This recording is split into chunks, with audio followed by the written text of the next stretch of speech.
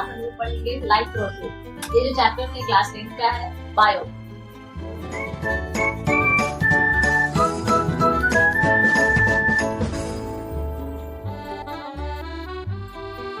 Life का मतलब होता है जीवन और प्रोसेस का मतलब होता है प्रक्रिया। ठीक है, यानी एक ऐसी प्रक्रिया जो हमारे होल लाइफ चलते रहता है, ये कभी खत्म होने वाला प्रोसेस नहीं है।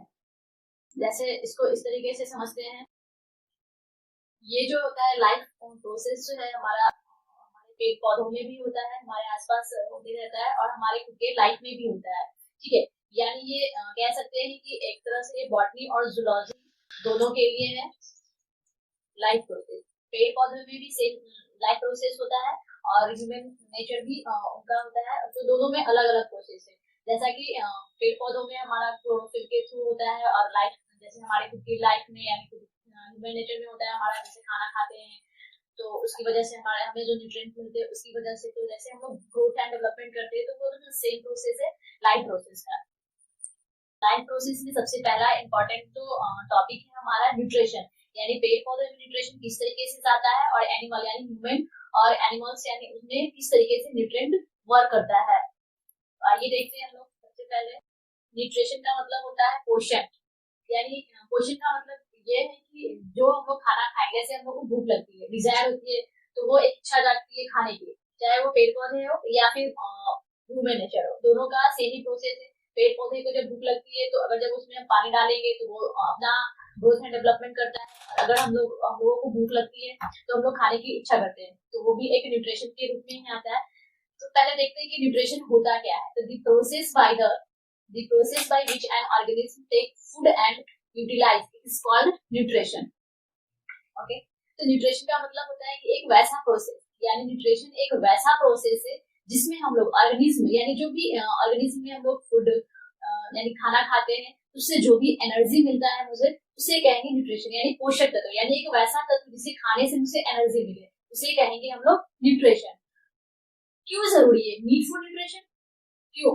हम लोग अगर खाना नहीं खाएंगे तो एनर्जी कहाँ से मिलेगी? ठीक है, तो नीड फॉर न्यूट्रिशन क्या है? न्यूट्रिशन में organism need the energy to perform various activities. The energy is supplied by the nutrient. Organism need various raw material for growth and repair. These raw material are provided by nutrition. जो raw material होता है यानी हमारे खाने में क्या क्या ingredients होते हैं उसको हम लोग कहेंगे raw material। ठीक है, तो एक वैसा पदार्थ यानी एक ऑर्गेनिज्म का मतलब हो जाता है कि एक वैसा पदार्थ जिसे खाने से मुझे एनर्जी मिलती है और उस एनर्जी के भरोसे हम लोग अपनी अलग अलग एक्टिविटीज करते हैं। यानी जब तक हम लोग खाना नहीं खाएंगे एनर्जी मिलेगी नहीं, और एनर्जी मिलेगी नहीं तो हम लोग अदर काम करेंगे कैसे? तो सब कुछ जो है एक दूसरे पे डिपेंडेंट होता है। The energy to supplied by the nutrient से जो एनर्जी सप्लाई होती है उससे हम लोग अलग अलग काम में यूज करते हैं और उससे हमारा शरीर जो होता है, बॉडी जो होता है, ग्रोथ भी करता है और रिपेयर भी होता है। रिपेयर का मतलब होता है कि डेट मींस अगर इस तरीके से एक एग्जांपल के थ्रू समझिए कि मान लीजिए अगर हम कहीं जा रहे हैं और गिर गए या फिर किसी तरीके का मेजर या फिर माइनर एक्सीडेंट हो गया, तो जब तक हम लोग खाना नहीं खाएंगे, as a doctor prescription doctor बोलते हैं खाने में इस तरीके का खाना चाहिए, डाइट में soft diet, semi solid diet, इस तरीके का जो डाइट वो प्रोवाइड करते हैं, तो उसे हम लोग खाते हैं और उससे जो एनर्जी मिलती है तो हमारे बॉडी के अंदर सेल्स होते हैं, तो सेल्स वहां पे ग्रोथ करते हैं, ग्रोथ डेवलपमेंट करते हैं, उसके थ्रू जहां भी एक्सीडेंट या फिर आउट वगैरह हुआ है तो वो हमारा हील करेगा यानी रिपेयर करेगा, तो उससे जो भी एनर्जी मुझे मिलेगी तो वो रिपेयर करता है। ग्रोथ एंड रिपेयरिंग यानी ग्रोथ एंड डेवलपमेंट भी कह सकते हैं और उसे रिपेयर भी कर सकते हैं। ठीक है, this raw material are provided by nutrient. Raw material से हमारे अलग अलग न्यूट्रिएंट जैसे मिलते हैं। न्यूट्रिएंट में हमारा आ जाता है आपका पोषक तत्व, जैसे ये है आपका न्यूट्रिएंट यानी पोषक, यानी हम लोग खाने में ऐसा क्या खाएंगे जिससे खाने से मुझे एनर्जी मिले, तो दैट मींस यहाँ पे आ रहा है आपका, जैसे देखिए material which provided nutrient to organism are called nutrient. जो भी हम लोग खाने के रूप में न्यूट्रिशन के रूप में जो भी पदार्थ लेते हैं वो हमारा पोषक तत्व कहलाता है। न्यूट्रिएंट में carbohydrate, protein, fat are main nutrient. इसे हम लोग कहते हैं माइक्रो न्यूट्रिएंट, यानी जिस खाने में मुझे कार्बोहाइड्रेट, प्रोटीन, फैट और जो भी मेन न्यूट्रिएंट आ रहे हैं उसे हम लोग कहते हैं माइक्रो न्यूट्रिएंट। एक होता है आपका माइक्रो, MI, ज्यादा डिफरेंसेस नहीं है इसमें, एक है माइक्रो और एक है दूसरा है आपका माइक्रो। ठीक है, जिसमें मिनरल्स और विटामिन रिक्वायरमेंट हो जाए, यानी जिस खाने में मुझे मिनरल यानी खनिज, लवण और विटामिन रिक्वायरमेंट हो, छोटे छोटे अमाउंट में रिक्वायरमेंट हो, स्मॉल अमाउंट, उसे हम लोग कहेंगे माइक्रो, यानी छोटे रूप में। जैसे आपका मिनरल हो गया, यानी खनिज लवण और विटामिन। खनिज लवण और विटामिन हर एक बॉडी को चाहिए, लेकिन वो थोड़े मात्रा में चाहिए, तो उसे हम लोग थोड़े के रूप में यानी माइक्रो न्यूट्रिएंट कहते हैं। और माइक्रो में एक होता है बृहद और एक होता है न्यूनतम, यानी एक बड़े पैमाने पे और दूसरा होता है आपका छोटे पैमाने पे। तो बड़े पैमाने पे आपका आ जाएगा कार्बोहाइड्रेट, प्रोटीन, फैट, ये सारे मेन न्यूट्रिएंट है। नेक्स्ट है आपका mode of nutrition. Mode of nutrition को दो भागों में बांटा गया है, ऑटोट्रॉपिक न्यूट्रिशन और हेटेरोट्रॉपिक। ऑटो का मतलब होता है शेल्फ, यानी जो भी वस्तु हो या जो ऑर्गेनिज्म जो खुद से खाना बनाता हो उसे कहेंगे हम लोग ऑटोट्रॉपिक न्यूट्रिशन। और हेटेरोट्रॉपिक उसे कहेंगे जो दूसरे पे डिपेंडेंट होता है।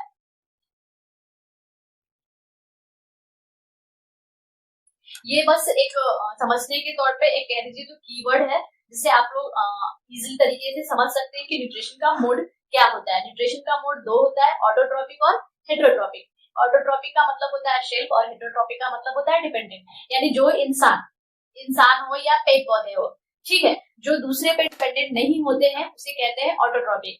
जैसे फॉर एग्जांपल पेड़ पौधे, ठीक है, तो पेड़ पौधे जो होते हैं अपना खाना स्वयं बनाते हैं, यानी खुद बनाते हैं, वो किसी की मदद नहीं लेते हैं, वो खुद बनाते हैं। सूर्य की रोशनी से हम लोग जो पौधों में पानी डालते हैं उससे वो अपना भोजन तैयार करते हैं और खुद ही खाते हैं और खुद ग्रो करते हैं, ठीक है। तो वो हो जाता है आपका autotrophic. Autotrophic nutrition, the mode of nutrition in which an organism prepare it on food is called autotrophic nutrition. Green plant and blue-green algae follow the autotrophic mode of nutrition. जैसा कि अभी मैंने बताया कि जो खुद से खाना बनाता है उसे कहेंगे हम लोग ऑटोट्रॉपिक, ठीक है। सेम चीज यहाँ पे लिखा हुआ द मोड ऑफ न्यूट्रिशन, यानी पोषक का एक वैसा रास्ता जिसमें ऑर्गेनिज्म अपना भोजन खुद तैयार करता हो, वैसे न्यूट्रिशन वैसे पोषक तत्व को हम लोग ऑटोट्रॉपिक न्यूट्रिशन कहेंगे। जैसे ग्रीन प्लांट यानी हरे पेड़ पौधे और ब्लू ग्रीन एल्गी, ठीक है, ये सब जो होते हैं ऑटोट्रॉपिक मोड ऑफ न्यूट्रिशन का एक हिस्सा होते हैं, ठीक है। एल्गी हमारे आसपास हमेशा दिखाई देता है, शैवाल जिसे बोलते हैं। हमारे जहाँ पे जल का मात्रा ज्यादा होगा, जहाँ वाटर फ्लो ज्यादा होगा, वहां पे एल्गी खुद को खुद ग्रो कर जाते हैं। ग्रीन प्लांट और ब्लू ग्रीन एल्गी ये सबसे ज्यादा ऑटोट्रॉपिक के दोस्त है। The organisms which carry out the autotrophic nutrition are called autotrophs. Green plant ये जो होते हैं सबसे ज्यादा ऑटोट्रॉपिक न्यूट्रिशन को कैरी करते हैं। Autotrophic nutrition is fulfil by the process. Autotrophic nutrition जो होता है एक वैसा प्रोसेस है जिसमें पूर्णतः by which the autotrophic intake CO2 and H2O and convert this into carbohydrate in the presence of chlorophyll. Sunlight is the called photosynthesis. यानी photosynthesis किसे कहें, यानी प्रकाश संश्लेषण जो है, प्रकाश संश्लेषण एक वैसा प्रक्रिया है जिसमें ऑटोट्रॉपिक न्यूट्रिशन होता है, जिसमें वो CO2 खुद इनटेक करते हैं, H2O लेते हैं और वो CO2 और H2O को कन्वर्ट करके कार्बोहाइड्रेट में प्रेजेंट करते हैं जो हमारा क्लोरोफिल में आता है। न्यूट्रिशन इन प्लांट में न्यूट्रिशन किस तरीके से चलता है, यानी पेड़ पौधे जो होते हैं किस तरीके से अपना पोषक तत्व यानी पोषण आहार किस तरीके से वो लेते हैं। तो आगे से एक लॉन्ग प्रोसेस में समझते हैं। Green plant prepare their on food. Green plant जो होते हैं खुद अपना भोजन तैयार करते हैं। स्टार्टिंग से हम बता रहे हैं आपको, सेम चीज लिखा हुआ है। They make food in the presence of sunlight. वे अपना भोजन सूर्य के प्रकाश की उपस्थिति में बनाते हैं। सनलाइट प्रोवाइड एनर्जी, ठीक है, sunlight provide energy. Carbon dioxide and water are the raw material and the chloroplast in the site where food is made, ठीक है। Nutrient in plant, green plant prepare on their food, यानी हरे पेड़ पौधे जो होते हैं अपना भोजन खुद बनाते हैं। वे सूर्य की प्रकाश की उपस्थिति में अपना भोजन बनाते हैं। प्रकाश की उपस्थिति में वो एनर्जी लेते हैं, कार्बन डाइऑक्साइड लेते हैं और पानी लेते हैं, ये उनका रॉ मटेरियल है। जब पेड़ पौधे अपना खाना खुद बनाते हैं उसके लिए सनलाइट चाहिए होती है, एनर्जी चाहिए होती है, कार्बन डाइऑक्साइड चाहिए होती है और पानी चाहिए होता है। ये चार चीज उनको चाहिए होता है। इसको इस तरीके से समझते हैं, CO2 यानी कार्बन डाइऑक्साइड और H2O यानी जल, और चाहिए क्या उनको, सूर्य का प्रकाश और क्लोरोफिल। क्लोरोफिल पेड़ पौधे में हरे पत्तियां जो होती है उनमें क्लोरोफिल की मात्रा काफी ज्यादा पाई जाती है, ठीक है। तो जब हम पौधों में पानी डालते हैं H2O डालते हैं, ठीक है, और कार्बन डाइऑक्साइड, और वहां पे होता है सूर्य का प्रकाश और क्लोरोफिल, ये दोनों मिलके सुगड़ बनाते हैं, यानी C6H12O6 बनाते हैं और ऑक्सीजन को प्रोवाइड करते हैं। यानी कार्बन डाइऑक्साइड जो हम लोग छोड़ते हैं, हम लोग जो सांस लेते हैं और छोड़ते हैं तो हम लोग का निकलता है कार्बन डाइऑक्साइड, तो कार्बन डाइऑक्साइड दे रहे हैं, उसको जल भी दे रहे हैं, और प्रकृति ने उसे अपना प्रकाश दे रखा है, यानी सूर्य की रोशनी, और क्लोरोफिल उसका अपना है। तो ये चार चीज मिलके वो शुगर बनाता है, यानी चीनी का निर्माण करता है और ऑक्सीजन देता है, ठीक है। Photosynthesis, the process by which green plant prepare food is called photosynthesis. Photosynthesis एक वैसा प्रोसेस है, फोटोसिंथेसिस एक वैसा प्रोसेस है जिसमें पेड़ पौधे जो होते हैं ग्रीन पत्तों की सहायता से अपना भोजन तैयार करते हैं। During this process, the solar energy is converted into chemical energy and carbohydrate. During this process, यानी इस समय, यानी इस प्रक्रिया में सोलर एनर्जी को कन्वर्ट किया जाता है केमिकल एनर्जी और कार्बोहाइड्रेट के रूप में। The next, green leaves are the main site of photosynthesis. Photosynthesis में सबसे मेन रोल जो होता है ग्रीन पत्तों का होता है, ठीक है। जैसे ये हमारा सपोज दैट, मान लीजिए कि ये हमारा ग्रीन ये एक ट्री है, ठीक है, यहाँ पे सनलाइट है और ये सूर्य की रोशनी से, ठीक है, सूर्य की रोशनी से, और जो पौधे में हम लोग पानी डालते हैं, पौधों में जो पानी डालते हैं उसके प्रोसेस से जो पानी डालते हैं और सनलाइट जो इसे प्रोवाइड किया जा रहा है, इन दोनों की सहायता से ये पेड़ पौधा जो है अपना खाना खुद बनाते हैं। The green portion of the plant contain a pigment chloroplast, chlorophyll second, यानी ग्रीन पिगमेंट, ठीक है। ग्रीन पोर्शन जो होता है, यानी पत्तों का जो ग्रीन पोर्शन होता है, ये हमारा लिफ्स है, ठीक है, ये क्या है, लिफ्स, ठीक है। तो ग्रीन पोर्शन जो होता है फोटोसिंथेसिस में मेन रोल निभाते हैं, और इसके जो अंदर जो पिगमेंट्स होते हैं, पिगमेंट्स यानी इस तरीके का वो होगा pigments, dot dot dot dot, ठीक है। इसमें आते हैं आपका क्लोरोप्लास्ट और क्लोरोफिल सेकेंड, जिसमें ग्रीन पिगमेंट आते हैं। ग्रीन पिगमेंट को क्लोरोफिल बोला जाता है। पत्तों में हमारा एक यहाँ पे मैं बना दे रही हूँ, ठीक है। पत्तों में इस तरीके का एक ये होता है स्टोमाटा होता है, ठीक है, जो जाली मतलब एकदम से इस तरीके से होते हैं। जब सूखे पत्ते आप अगर देखोगे ना, तो उसमें अलग अलग जालीनुमा इस तरीके का बना हुआ रहता है, उसको स्टोमाटा बोलते हैं। क्लोरोफिल भी ये बोल सकते हैं आपका, ग्रीन पिगमेंट और क्लोरोप्लास्ट, ठीक है। Then next है, the whole process of the photosynthesis can be shown by the following equation. इस प्रोसेस को समझने के लिए, यानी फोटोसिंथेसिस को समझने के लिए हम लोग एक इक्वेशन का सहारा लेते हैं। एक इक्वेशन के थ्रू हम लोग ये देख सकते हैं कि किस तरीके से फोटोसिंथेसिस को कंप्लीट किया जाता है। जैसे ये इक्वेशन है आपका 6CO2 यानी कार्बन प्लस 12H2O और सनलाइट, ठीक है। 6CO2 प्लस 12H2O, देन इसमें आपका आया सनलाइट, देन क्लोरोफिल सेकेंड, ठीक है। इसकी उपस्थिति में इन लोगों को अगर देखा जाए, बैलेंसिंग किया जाए, तो आपको मिलेगा C6H12O6, जो आपका ग्लूकोज का फॉर्मूला है, ठीक है, यानी इसको हम लोग कॉमन लैंग्वेज में चीनी बोलते हैं, सुगर, ओके। देन आपका 6O2 मिलेगा प्लस 6H2O यानी जल, ठीक है, यानी कार्बन डाइऑक्साइड के 6 अणु और ऑक्सीजन के 2 अणु, ठीक है। ये दोनों मिलके आपका ये बनाते कार्बन डाइऑक्साइड। फिर 12H2O यानी जल का जो है 12 मात्रा, हाइड्रोजन का 24, ठीक है। ये सनलाइट और क्लोरोफिल की उपस्थिति में आपका ग्लूकोज बनाते हैं, ऑक्सीजन और वाटर बनाते हैं, वाटर को रिलीज करते हैं। Raw material of photosynthesis, okay. तो फोटोसिंथेसिस के लिए क्या क्या मुझे रॉ मटेरियल आपको चाहिए होता है, यानी एक पेड़ को अपना भोजन बनाने के लिए क्या क्या उसे चाहिए होता है, ठीक है। तो सबसे पहला है आपका सनलाइट यानी सूर्य की रोशनी। दूसरा है आपका chlorophyll second, sunlight absorb by the chloroplast, ठीक है। सनलाइट यानी सूरज से जो उसको मिल रहा है, सूर्य की रोशनी से जो उसको क्लोरोफिल मिल रहा है, तो वो उसको क्या करता है, एब्जॉर्ब करता है, यानी अपने अंदर वो शेफ रखता है। देन CO2 यानी carbon dioxide entered enough stomata, ठीक है, and oxygen released as the byproduct through the stomata on a leaf. Okay, carbon dioxide जब स्टोमाटा के थ्रू इंटर करता है तो ऑक्सीजन रिलीज होता है, देन उसके बाद आपका प्रोडक्ट बनता है स्टोमाटा इन लीफ, यानी लीफ में आपका स्टोमाटा आपको दिखाई देता है। फिर आपका है वाटर, ठीक है, water plus dissolve mineral like in nitrogen, phosphorus and etcetera.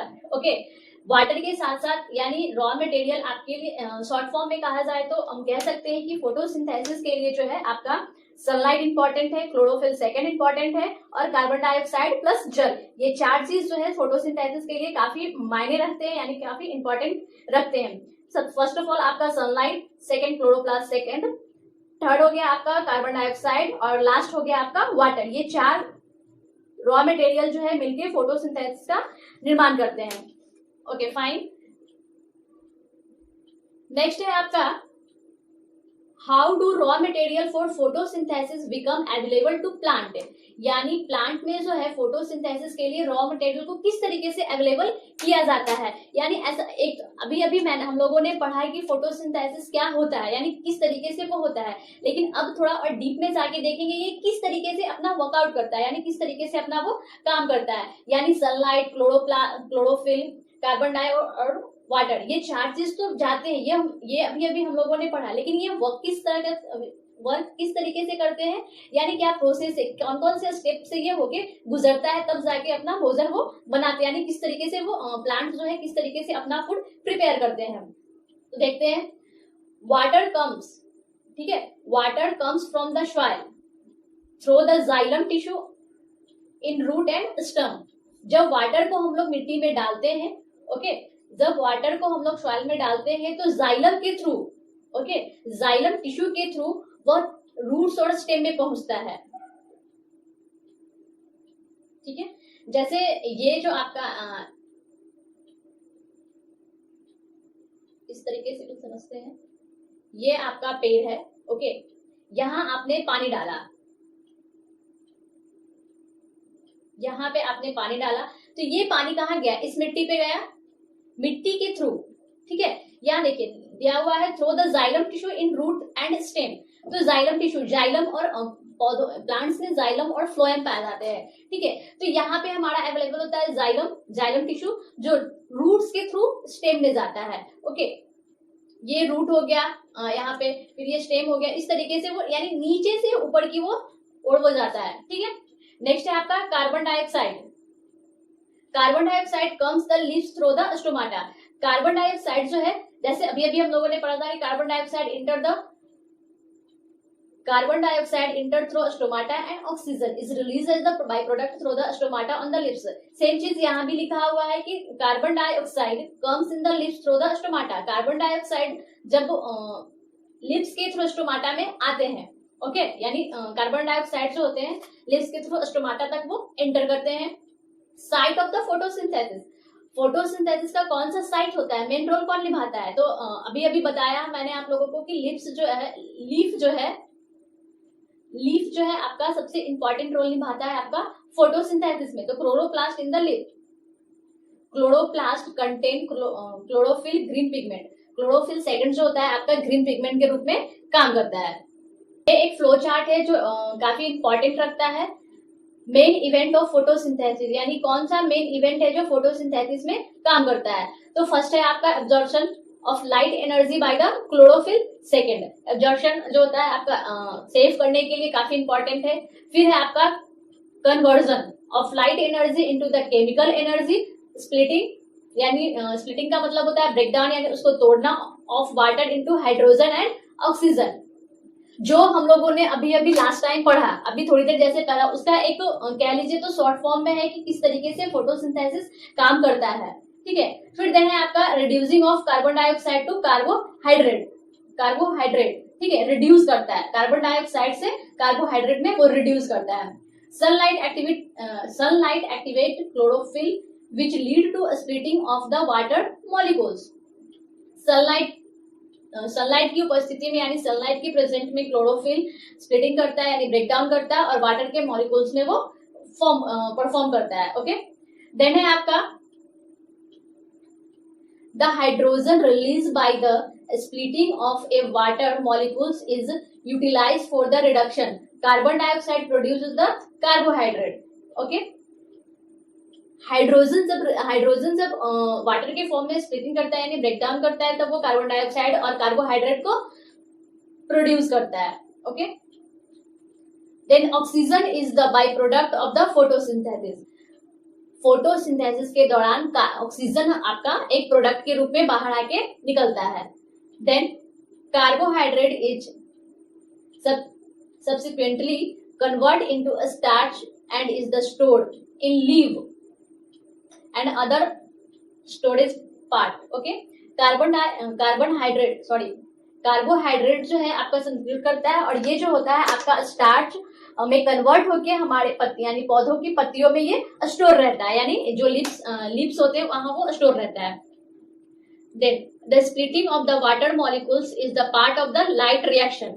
Light reaction के रूप में आपका फिर ये काम करता है. Other step are part of the dark reaction during the photosynthesis. यानी अदर स्टेप्स में कह सकते हैं कि जब डार्क रिएक्शन होता है तो उस समय फोटोसिंथेसिस किस तरीके से होता है. ओके.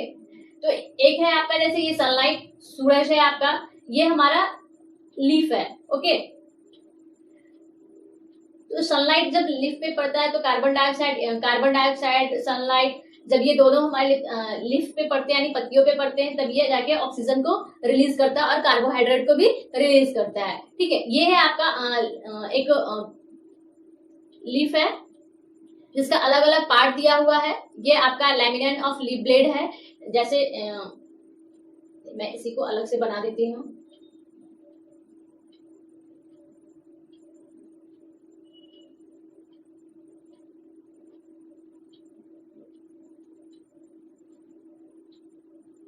किसी भी पौधे का आप पत्ती तोड़ लीजिए, स्पेशली पीपल का पत्ता. ओके. पीपल के पत्ते में आपको स्टोमाटा और फिर ये लिप्स ये जो आपका मिडरिब है ये इजीली आपको दिखाई दे देगा. जैसे पत्तियों में भी वेन होते हैं, जैसे हमारी बॉडी में वेन होते हैं उस तरीके से पत्तियों में भी वेन होते हैं. ये हो गया आपका वेन का पोर्शन. ये हो जाएगा आपका लैमिना. ये जो बीच का जो खाली पोर्शन है ना ये, ठीक है, ये हो जाएगा आपका लैमिना ऑफ लीफ ब्लेड और ये हो जाएगा आपका मिडरिब बीच का. ओके. यहाँ पे जैसे फ्लोएम, जाइलम, वेस्कुलर बंडल दिया हुआ है. यहाँ पे एक बंडल होता है. जैसे ये जो पोर्शन है ना आपका ये पोर्शन आपका जाइलम फ्लोएम का वेस्कुलर बंडल होता है. जैसे किसी भी चीज को एक जगह जब बांधते तो वो बंडल का रूप ले लेती है. ठीक है. तो ये जो होता है पत्तियां यहाँ से चारों तरफ फैलती है तो वो एक कह लीजिए तो एक सेंटर पॉइंट है. ठीक है. और ये पत्तियों का अंदर का है, एनाटॉमी है. ठीक है. इसमें आपको क्लोरोप्लास्ट दिखाया गया है, एयर स्पेस दिखाया गया है, गार्ड सेल दिखाया गया है. इसी में आपका स्टोमाटा भी है और लोअर एपिडर्मिस भी है. स्किन में जैसे डर्मिस होते हैं उसी तरीके से पत्तियों में भी डर्मिस होते हैं, अपर और लोअर के रूप में. ओके. आइए देखते हैं कि स्टोमाटा क्या है. These are tiny pores present in the epidermis of leaf और stem through which the gases exchange and transpiration occur. Okay. तो जैसे स्टोमाटा तो यानी लिप में जो पोर्स होते हैं, पोर्स जो प्रेजेंट होते हैं वहां से यानी पत्तियों से और उनके स्टेम से जो गैसेस एक्सचेंज होते हैं और ट्रांसपैरेशन होते हैं. ओके. तो वहां पाया जाता है. यानी जैसे ये पत्तियां हैं. ओके. स्ट्रक्चर ऑफ स्टोमाटा, ये स्टोमाटा का एक स्ट्रक्चर है जहाँ पे ये स्पोर्स पाए गए हैं. ठीक है. जहां से गैसेस एक्सचेंज होते हैं, जिस तरीके से हमारे बॉडी में स्पोर्स होते हैं ना, पोर्स पाए जाते हैं जहां से पसीना निकलता है, ठीक उसी तरीके से पत्तियों में भी पाए जाती हैं, पत्तों में भी पाया जाता है जहां से गैसेस एक्सचेंज होते हैं. इसका फंक्शन क्या होता है ये वो देख लेते हैं. Function of stomata. First of all main function इसका exchange of gases, carbon dioxide और ऑक्सीजन. इसका मेन काम है गैसेस एक्सचेंज करना, जैसे कार्बन डाइऑक्साइड और ऑक्सीजन को एक्सचेंज करना. ठीक है. Then lose a large amount of water vapour during the transpiration. यानी ज्यादा मात्रा में अगर वाटर को लोग ले चुके हैं तो उसको वो लूज करना यानी रिलीज करना. Then opening and closing for stomatal pores. यानी स्टोमेटल पोर्स जो होता है किस तरीके से ओपन होता है और किस तरीके से बंद होता है. यानी कह लीजिए कि पत्तियों का जन्म किस तरीके से होता है और कब वो मरते हैं. ठीक है. जब वो स्टार्टिंग में जब वो छोटे छोटे होते हैं, काफी छोटे छोटे होते हैं, जब कह लीजिए तो जब छोटी छोटी पत्तियां आती है तो उनमें ज्यादा मात्रा में क्लोरोफिल पाया जाता है. ठीक है. तो उनका एक क्लोजिंग भी होता है और एंडिंग का भी पोर्शन होता है. The opening and closing of stomatal pores are controlled by the turbidity of guard cell. ठीक है, जैसे ये हमारा ओपन स्टोमेटल पोर्ट दिया हुआ है, तो जो ये जो होते हैं बीन्स जो दिखाई दे रहे हैं ना, मैं इसे ग्रीन कलर में कर दे रही हूँ। ठीक है, तो ये जो है आपका गार्ड सेल्स होते हैं, वेन गार्ड सेल्स। ठीक है, when guard cells uptake water from surrounding cells, they swell to become a turgid body which enlarge the pores between stomatal opening. Okay, तो ये जो गार्ड सेल्स होते हैं, जब इनमें वाटर इंटर किया जाता है, यानी जब इसके चारों तरफ जब वाटर आते हैं ना, तब ये क्या होते हैं, ओपन होते हैं। ठीक है, इनके पोर्स खुलने लगते हैं, धीरे धीरे करके ये खुलने लगते हैं। While when water release they become फैसिस screening to close the pores, यानी स्टोमेटल क्लोज। जब ये यहाँ से वाटर निकल जाते हैं तो ये इस तरीके से क्लोज होने लगते हैं, यानी बंद होने लगते हैं। जैसे इस तरीके से समझिए, यहाँ जब ये पोर्स ओपन होते हैं ना, तो ये पोर्शन काफी खाली होता है, यानी काफी फैला हुआ होता है। जब ये बंद होने लगता है तो कुछ इस तरीके का हो जाता है ये पोर्शन, यानी बीच में स्पेस बहुत कम बचता है। जैसे आप दोनों हाथों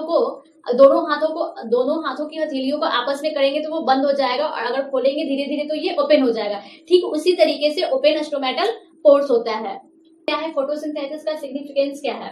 ओके, तो photosynthesis is the main way through which solar energy made available for different living being.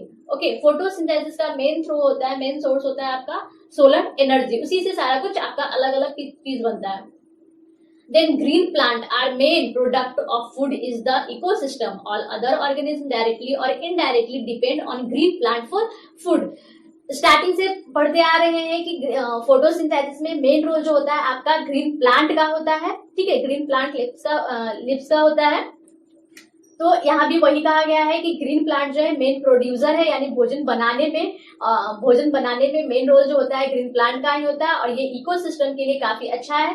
और सभी तरह के ऑर्गेनिज्म इसमें आपका भाग लेते हैं, जैसे डायरेक्टली हो या फिर इनडायरेक्टली। सारे ऑर्गेनिज्म जो होते हैं ग्रीन प्लांट पे ही डिपेंडेंट होते हैं। ठीक है, नेक्स्ट है आपका the process of photosynthesis also help in maintaining the balance of carbon dioxide and oxygen in the air. ठीक है, इस प्रोसेस में यानी फोटोसिंथेसिस के प्रोसेस में कार्बन डाइऑक्साइड और ऑक्सीजन, यानी हवा में एयर में कार्बन डाइऑक्साइड और ऑक्सीजन को बैलेंस यानी मेंटेन करने का प्रोसेस में फोटोसिंथेसिस काफी हेल्प करता है। नेक्स्ट है आपका हेटरोट्रॉपिक न्यूट्रिशन। अभी तक हम लोगों ने जो पढ़ा वो था आपका ऑटोट्रॉपिक का मतलब होता है आपका सेल्फ। ओके, अब है आपका हेटरोट्रॉपिक न्यूट्रिशन, यानी वैसा न्यूट्रिशन जिसमें फूड के लिए आपको दूसरे पे डिपेंडेंट रहना है। The mode of nutrition in which organism take food from another organism is called heterotrophic nutrition. Okay, यानी एक वैसा न्यूट्रिशन, ठीक है, वैसा न्यूट्रिशन जिसमें फूड यानी खाना जो है आप बनाने के लिए आपको दूसरे पे डिपेंडेंट रहना होगा, उसे कहते हैं हेटरोट्रॉपिक न्यूट्रिशन। यानी वैसा न्यूट्रिशन जिसमें न्यूट्रिशन के लिए आपको किसी दूसरे पे डिपेंड होना है। Organism other than green plant and blue-green algae also follow the heterotrophic mode of nutrition. Heterotrophic nutrition can be further divided into three types: sporophyte nutrition, holozoic nutrition, and parasitic nutrition. Heterotrophic nutrition को जो है आपको तीन भाग में बांटा गया है। First of all sporophytic nutrition, then halogenic nutrition, then parasitic nutrition। एक एक करके देख लेते हैं कि आखिर ये तीनों है क्या। फर्स्ट ऑफ ऑल में हो जाएगा आपका saprophytic nutrition. In saprophytic nutrition the organism secrete the digestive juice on food. The food is digestive while it is still to be ingestion. The digestion food is then ingestion by the organism.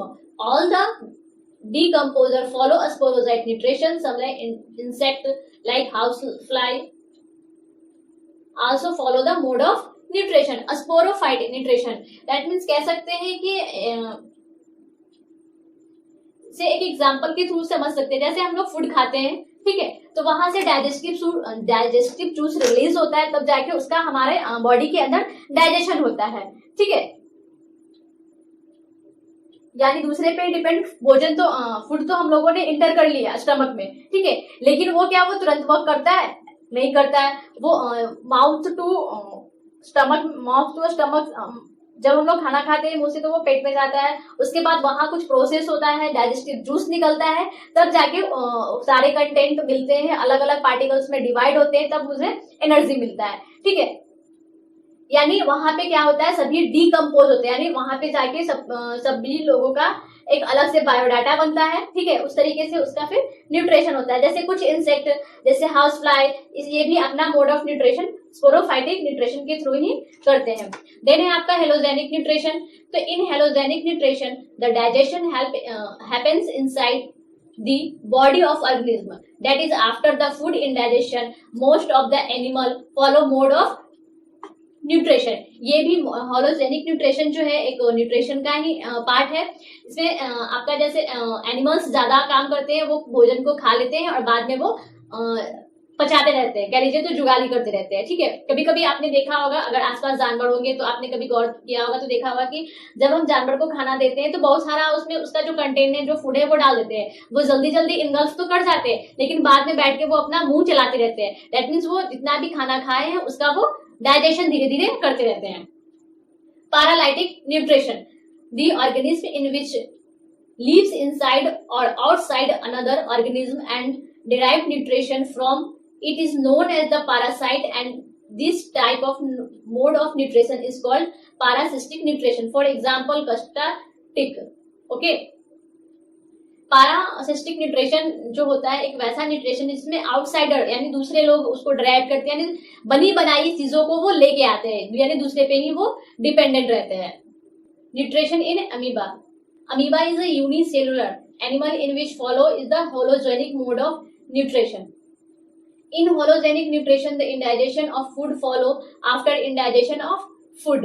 This digestion take place inside the body of the organism. Hologenic nutrition happens in the 5 stages: indigestion, digestion, absorption, assimilation and ingestion.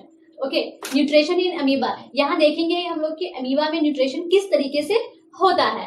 ठीक है, तो सबसे पहले ये जान लेते हैं कि अमीबा जो है एक यूनिसेलुलर एनिमल है, यानी एक सेल का बना हुआ ये एनिमल है जो हेलोजेनिक मोड ऑफ न्यूट्रिशन को फॉलो करता है। ठीक है, होलोजेनिक न्यूट्रिशन में जो होता है सबसे पहले फूड को वो फॉलो करता है, उसके बाद यानी फूड को वो इनगल्फ कर लेता है, उसके बाद इंजेक्शन करता है, बाद में वो उसका पाचन करता है। ठीक है, holozoic nutrition happens in the 5 step. Holozoic nutrition जो होता है 5 स्टेप में पाया जाता है। सबसे पहले इसमें इंजेक्शन होता है, यानी कोई भी जैसे ये एक फिगर के थ्रू समझ लीजिए, ये आपका एमीबा है। ओके, तो एमीबा में ये आपका न्यूक्लियस है, यानी न्यूक्लियस। ठीक है, तो ये क्या करता है, भोजन को सबसे पहले फूड पार्टिकल्स यहाँ पे आया तो उसको वो इनगल्फ कर लेता है। ठीक है, इनगल्फ करके अपने अंदर वो रख लेता है, वहां पे फिर जाके वो धीरे धीरे उसको पार्टिकल्स में डिवाइड करता है। तो इंजेक्शन सबसे पहले वो लेगा, ओके, इंजेक्शन करेगा, फिर डाइजेशन करेगा, पहले उसको पकड़ के अपने अंदर रख लेगा, फिर पचाएगा, फिर उसको संभालेगा, फिर एलिमिनेशन करेगा, फिर उसको वो बाहर निकाल देगा। यानी ingestion, digestion, absorption, assimilation, then इंजेक्शन। ओके, ये है आपका nutrition in amoeba. Amoeba is a unicellular animal in which follow the holozoic mode of nutrition. Amoeba जो है एक यूनिसेलुलर एनिमल है जो होलोजेनिक न्यूट्रिशन को फॉलो करता है। ठीक है, the cell membrane of amoeba keep the protein into pseudopodia. Okay, ये जो है इसका सेल मेम्ब्रेन जो होता है, एमीबा का सेल मेम्ब्रेन काफी अच्छा होता है और ये स्यूडोपोडिया को रखता है। ठीक है, amoeba surrounded the food particle with pseudopodia and make a food vacuoles. Amoeba के पास जब कोई फूड कंटेंट आता है, फूड पार्टिकल्स आता है, तो वो उसको कैच करके अपने पास रख लेता है। The food vacuoles contain food particles and water. In digestion enzyme are secrete in the food vacuoles and digestion take place. Okay, food vacuole जो आता है उस कंटेंट को वो रख लेता है, उसके बाद वाटर के साथ फिर वो डाइजेशन करता है, डाइजेस्टिव जूस निकालता है, उसके बाद वो फूड वैक्यूल्स को अपने अंदर वो रिलीज करता है, फिर उससे वो एनर्जी लेता है। After that, indigestion, food is absorption from the food vacuoles. Finally, the food vacuoles move near the cell membrane and undigestion food expelled out. जितना उसने खाया उससे वो एनर्जी ले लेता है, उसके बाद उसको बाहर निकाल देता है.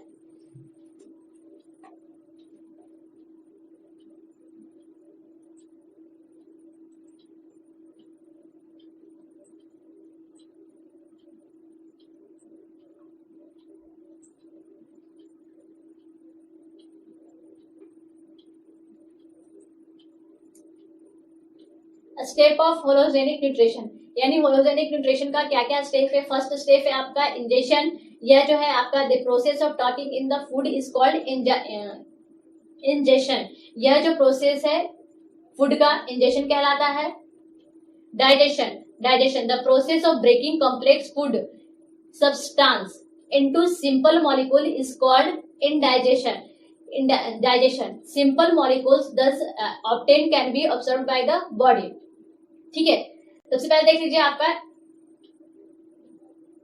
इंजेशन. इंजेशन एक वैसा प्रोसेस है जिसमें फूड पार्टिकल्स को हम लोग रखते हैं. ठीक है, देन है आपका डाइजेशन. डाइजेशन एक वैसा प्रोसेस है जिसमें फूड पार्टिकल्स को तोड़ा जाता है, उसे हम लोग डाइजेशन कहते हैं.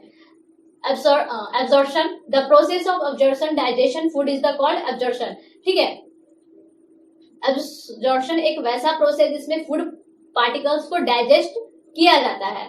assimilation, the process of utilization of indigestion food for energy and for growth and repair is called assimilation. assimilation एक वैसा प्रोसेस है जिसमें फूड पार्टिकल्स का यूज करके उसे एनर्जी ग्रोथ और रिपेयरिंग में काम लाया जाता है, उसे एसिमिलेशन कहते हैं. देन है egestion, the process of removing undigested food from the body is called egestion. Egestion एक वैसा प्रोसेस है जिसमें फूड पार्टिकल को रिमूव किया जाता है, यानी बचे हुए को उसको निकाल दिया जाता है. लैंड प्रोसेस का सबसे मेन हिस्सा है human digestive system. Structure of human digestive system, यानी डाइजेस्टिव सिस्टम, यानी हमारे मनुष्य के शरीर में, मानव शरीर में किस तरीके का स्ट्रक्चर बना हुआ है, यानी डाइजेस्टिव सिस्टम का क्या स्ट्रक्चर है वो देखेंगे हम लोग. The human digestive system comprise of the alimentary canal and associated digestive gland. Okay, human digestive system को दो भागों में बांटा गया. पहला हो जाएगा आपका एलिमेंट्री कैनाल और दूसरा एसोसिएट डाइजेस्टिव ग्लैंड. ये इसी का पार्ट है, ये कोई अलग पार्ट नहीं है. ठीक है, डाइजेस्टिव सिस्टम को एलिमेंट्री कैनाल भी कहते हैं और उससे संबंधित जो मेन ग्लैंड है उसके बारे में हम लोग यहाँ पढ़ेंगे. Alimentary canal it comprise of mouth, oesophagus, stomach, small intestine and large intestine. ठीक है, ये एक छोटा सा बना रहे हैं यहाँ पे, इसे आप लोग समझ लीजिएगा थोड़ा बहुत, आगे तो इसका दिया हुआ होगा.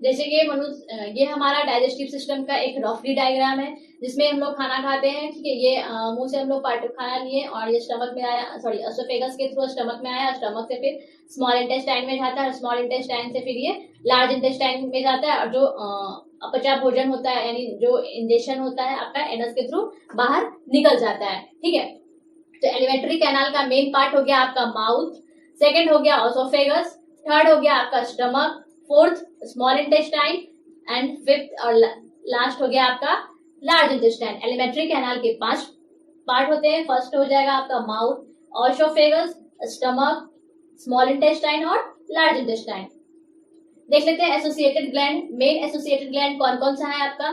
Slavery gland, gastric gland, liver, then pancreas.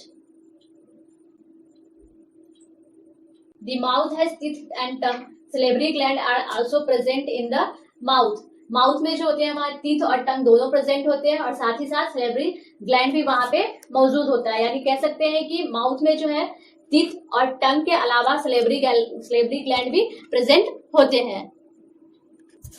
The tongue has gustatory receptor which perceives the sense of test.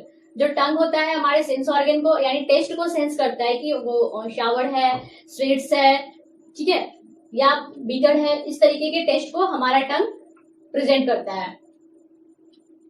Tongue help in turning over the food so that saliva can be properly mixed it. एक काम और भी है टंग का, जो हम लोग food खाते हैं, ठीक है, जो हम लोग फूड खाते हैं तो वो हमारा जो टंग है ना, हमारा जो टंग है इस फूड को मिलाने का काम करता है, यानी मिक्स करने का वो काम करता है।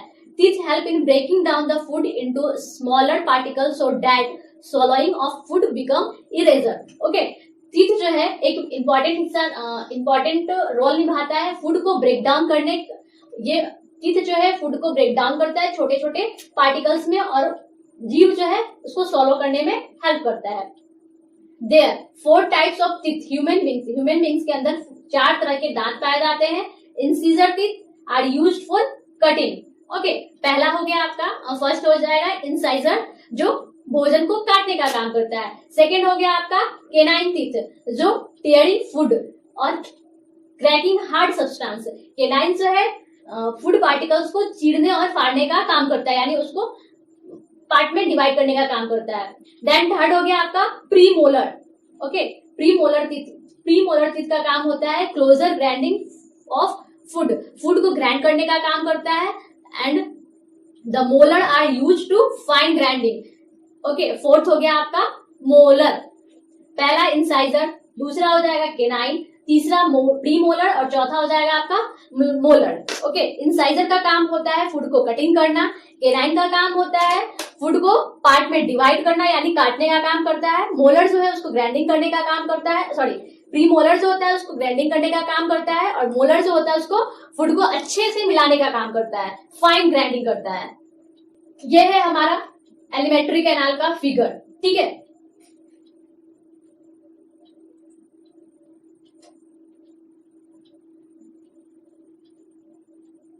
यहां से हम लोग फूड पार्टिकल्स को इंगल्फ करते हैं टंग के थ्रू। ये हो गया हमारा ऑसोफेगस। ये पोर्शन जो है यहां से लेके यहां तक ये हमारा ऑसोफेगस है। ये स्टमक है, ठीक है।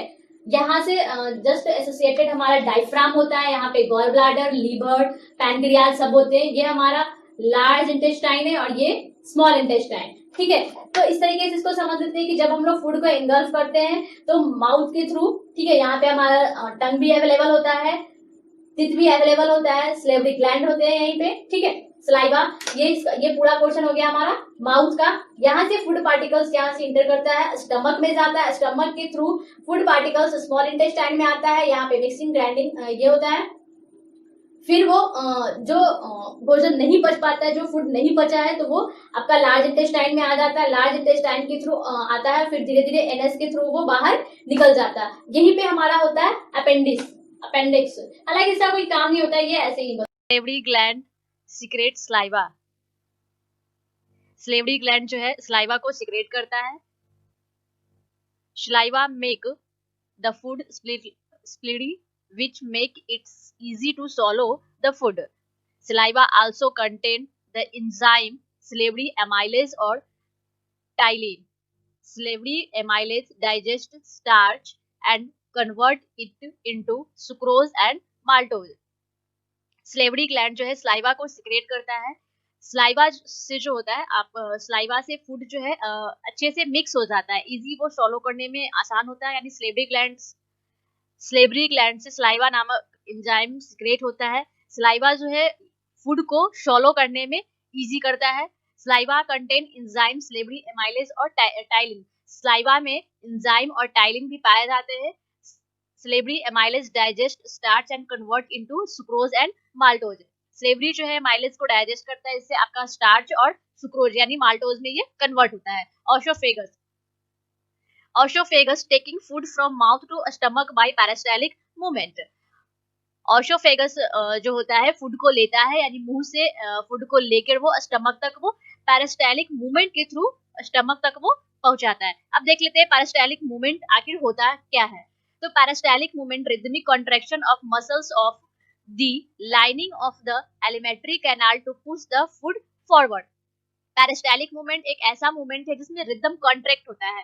कॉन्ट्रैक्शन का मतलब एक वेवलेंथ की जैसा होता है, कुछ इस तरीके का मूवमेंट होता है पेरिस्टालिक मूवमेंट में, जो हमारे फूड को इस तरीके से करके वो स्टमक तक ले जाता है।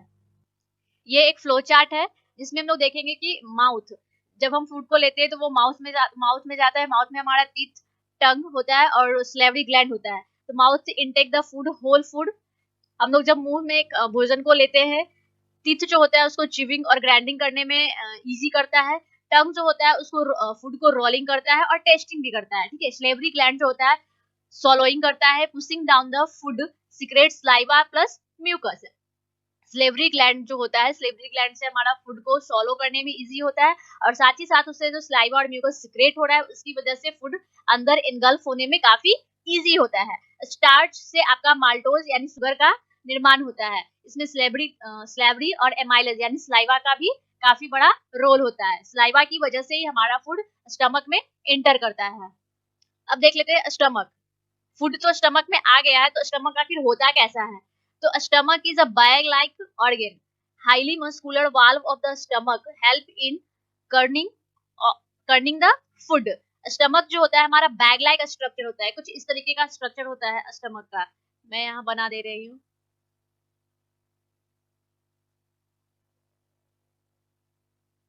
ये हमारा है स्टमक।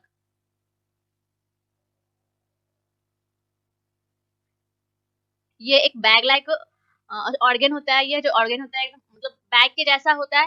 हाईली मस्कुलर वाल्व होता है, यहाँ पे जो काफी ज्यादा मात्रा में मतलब काफी अमाउंट में मसल्स होते हैं, ठीक है। एक कर्निंग फूड जो यहाँ पे फूड हमारा आता है। The wall of the stomach secret hydrochloric acid. Hydrochloric acid kill the germs which may be present in food। Stomach जो है हाइड्रोक्लोरिक एसिड को रिलीज करता है। जब फूड स्टमक में आता है तो यहाँ पे हाइड्रोक्लोरिक एसिड रिलीज होता है और हाइड्रोक्लोरिक एसिड जो होता है हमारे फूड में जो भी जर्म्स प्रेजेंट होते हैं उसको वो किल करता है। More over it make the medium inside the stomach as acidic। The acidic medium is necessary for gastric enzyme to work। यह जो है एक मीडियम इनसाइड होता है जो स्टमक में पाया जाता है। स्टमक जो है हमारा एसिटिक एसिड को रिलीज करता है और ये गैस्ट्रिक एंजाइम के थ्रू ये वर्क करता है। द एंजाइम पेप्सिन, इस एंजाइम का नाम होता है पेप्सिन, जो सीक्रेट इन स्टमक, जो स्टमक से सीक्रेट होता है। Does partial digestion of protein, ये लगभग प्रोटीन का डाइजेशन कर लेता है, पार्शियली करता है ये। The mucus secrete by the wall of the stomach save the inner lining of the stomach from the getting damage from the hydrochloric acid. ये जो म्यूकस हमारे स्टमक में जो म्यूकस है वो हमारा पेप्सिन नामक एंजाइम को सीक्रेट करता है, ठीक है, और जो हाइड्रोक्लोरिक एसिड को डैमेज करता है। ओवरऑल कह सकते हैं कि स्टमक जो होता है हमारा एक बैग लाइक स्ट्रक्चर होता है जो हाईली मस्कुलर से कंसर्न होता है, ठीक है। स्टमक में जो होता है हाइड्रोक्लोरिक एसिड स्टमक के वाल पे हाइड्रोक्लोरिक एसिड पाया जाता है जो फूड में प्रेजेंट जर्म्स को किल करता है, ठीक है। स्टमक में जो होता है पेप्सिन नामक एंजाइम पाया जाता है, ठीक है। स्टमक में पेप्सिन नामक एंजाइम पाया जाता है। That's all. यहाँ देख लेते हैं कि stomach gastric gland secret gastric juice. Stomach जो होता है गैस्ट्रिक ग्लैंड, इसको भी स्टमक को गैस्ट्रिक ग्लैंड भी कहते हैं और इससे जो एंजाइम यानी जो एंजाइम सीक्रेट होता है उस एंजाइम को हम लोग गैस्ट्रिक जूस के नाम से जानते हैं। गैस्ट्रिक जूस को 3 पार्ट में डिवाइड किया गया है, पेप्सिन, HCl हाइड्रोक्लोरिक एसिड और म्यूकस। पेप्सिन जो होता है enzyme make break down protein. Pepsin जो होता है एंजाइम को ब्रेक डाउन करके प्रोटीन निकालता है और HCl यानी हाइड्रोक्लोरिक एसिड जो होता है ये मेक मीडियम एसिडिक होता है ये आपका। म्यूकस जो होता है protect inner lining of the stomach. Mucus जो होता है स्टमक का जो इनर लाइनिंग जो होता है उसको वो प्रोटेक्ट करता है। नेक्स्ट है आपका स्मॉल इंटेस्टाइन। स्टमक देखा हम लोगों ने, अभी तक हम लोगों ने देखा माउथ में क्या क्या पाया जाता है वो देखा, ऑसोफेगस को देखा, स्टमक को देखा, अब है स्मॉल इंटेस्टाइन। स्मॉल इंटेस्टाइन कैसा होता है उसके बारे में देखते हैं. It is a highly coiled tube like structure. ये जो होता है काफी हाईली क्वाइल के जैसा स्ट्रक्चर होता है इसका. The small intestine is the longer than large intestine, but its lumen is smaller than that of the large intestine. The small intestine is divided into three parts like duodenum, jejunum and ileum.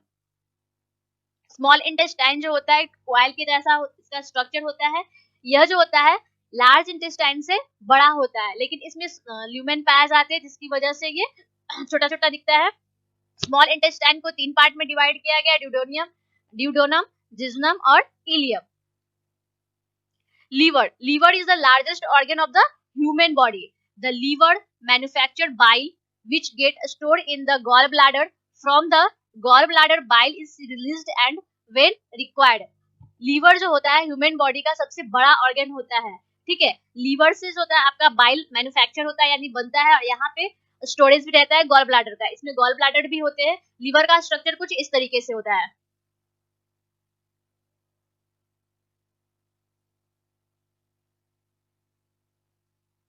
ठीक है, यहाँ पे आपका सटा हुआ रहता है gall bladder. ये जो होता है ह्यूमन बॉडी का सबसे बड़ा ऑर्गन होता है. देन नेक्स्ट है pancreas. Pancreas is the situated below the stomach. It secret pancreatic juice which contain many digestive enzyme. Pancreas जो होता है स्टमक के नीचे रहता है. ठीक है, जैसे ये आपका स्टमक है तो यहीं पे आपका होता है पैनक्रियाज, जिसको इस तरीके का होता है. पैनक्रियाज येलो कलर का होता है. यह स्टमक के जस्ट नीचे सिचुएटेड होता है और इससे जो जूस सीक्रेट होता है उसका नाम है पैनक्रियाटिक जूस. एक फ्लो चार्ट के माध्यम से समझते हैं कि आखिर ये किस तरीके से वर्क करता है. Small intestine. इंटेस्टाइनल एंजाइम यानी स्मॉल इंटेस्टाइन से कौन कौन से एंजाइम निकलते हैं? तो पहला हो गया आपका कार्बोहाइड्रेट, फैट और थर्ड है आपका प्रोटीन. ठीक है, कार्बोहाइड्रेट से आपको ग्लूकोज मिलता है, फैट से फैटी एसिड और ग्लिसरॉल, और प्रोटीन से आपका एमिनो एसिड. स्मॉल इंटेस्टाइन में विलाई होते हैं.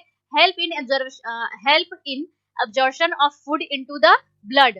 फिगर लाइक प्रोजेक्शन होता है. इसमें विलाई जो होता है एक फिगर के जैसा होता है, फिंगर के जैसा होता है, finger like projection. Small intestine में जो विलाई पाए जाते हैं इस तरीके के होते हैं. ये फिंगर लाइक दिख रहे हैं, इस तरीके से उनमें स्ट्रक्चर पाए जाते हैं विलाई में. स्मॉल इंटेस्टाइन के अंदर ये पाए जाते हैं, नॉट अ लार्ज इंटेस्टाइन. ठीक है, small intestine receive secret from. Small intestine में जो भी सिक्रेशन होता है इसमें आपका लीवर में जाता है पैनक्रियाज. ठीक है, लीवर से आपका बाइल जूस प्रोडक्ट होता है, रिलीज होता है. लीवर से जो एंजाइम रिलीज होता है उसका नाम है बाइल जूस. बाइल सीक्रेट होता है. लार्ज फैट ग्लूकोज से आपका स्मॉल फैट ग्लूकोज में बनता है आपका पैनक्रियाज से पैनक्रियाटिक जूस सीक्रेट होता है जो ट्राइपेप्सिन और लाइपेज के रूप में निकलता है. प्रोटीन आपका पेप्टोन बनाता है और लाइपेज से फैट और ग्लिसरॉल बनता है. And pancreatic juice go to the duodenum through the hepatopancreatic duct. Bile और पैनक्रियाटिक जूस जो होता है वो ड्यूडेनम के थ्रू पैनक्रियाटिक डक्ट में चला जाता है. Bile break down fat into smaller particle. This process called emulsification of fat. जब फूड हमारा स्टमक में जाता है, स्टमक में इतना सारा पेरिस्टालिक मूवमेंट वगैरह के थ्रू हो जाता है, फिर लीवर से हमारा बाइल डक्ट रिलीज होता है, पैनक्रियाज से पैनक्रियाटिक जूस रिलीज होता है. तो बाइल डक्ट जो रिलीज होता है वो हमारे फूड को छोटे छोटे पार्टिकल्स में काटता है. ठीक है, उस प्रोसेस को हम लोग इमल्शन कहते हैं. फैट का इमल्शन कहते हैं. देन नेक्स्ट है after that the enzyme lipase digest fat into fatty acid and glycerol. उसके बाद जो होता है ये आपका एंजाइम फैटी एसिड और ग्लिसरॉल के रूप में बाहर आके निकलता है. Then trypsin and chymotrypsin are enzyme which digestion protein into amino acid complex. Carbohydrate are digest into glucose. Trypsin और क्लेम्प्टोमाइसिन एंजाइम जो है आपका डाइजेशन में हेल्प करता है, जो प्रोटीन और एमिनो एसिड के रूप में आपका बाहर निकलता है. कॉम्प्लेक्स जो आपका कार्बोहाइड्रेट का कॉम्प्लेक्शन होता है जिससे आपका जूस डाइजेस्टिव ग्लूकोज के रूप में आपका बाहर निकलता है. Then the major part of digestion take place the duodenum, ठीक है, ये फिर जाके आपका ड्यूडोनियम में फिक्स हो जाता है।